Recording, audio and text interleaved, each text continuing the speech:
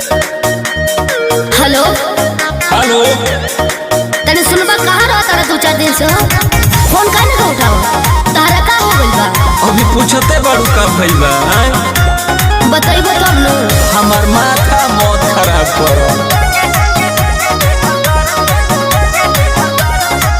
एहो कर जखसिया जल कहे दिलवा हमार अभी तोहरे के चाहे। बोलिए ना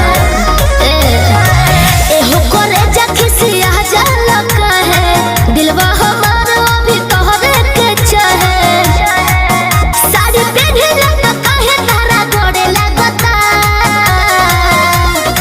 हो। साड़ी पहने लगा काहे तारा गोड़े लगता। जब देखिला भतार संग डीपी तो बीपी बढ़े लागता।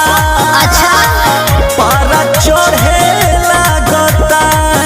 जब लावेलू भतार संग डीपी तो बीपी बढ़े लागता। पारा चढ़े लागता। ओहो सासू का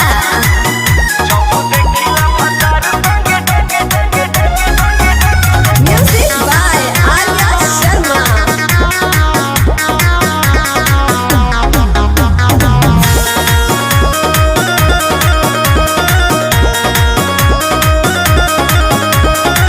रहेलो नाराज हमसे भइल जब से शादी। मरता जमाना तना कइलू बर्बादी। ऐसे मत बोला। कैसे बोली बोलो। रहेलो नाराज हमसे भइल जब से शादी। मरता जमाना तना कइलू बर्बादी। भरी दोसर के तब हुआ खोड़े लगता। रोइबे का हो भरी दोसर के तब हुआ खोड़े लगता। जब देखिला भतार संग डीपी तो बीपी बढ़े लागता। पारा चढ़े लागता। जब लावेलू भतार संग डीपी तो बीपी बढ़े लागता। पारा चढ़े लागता। अच्छा जाए दो।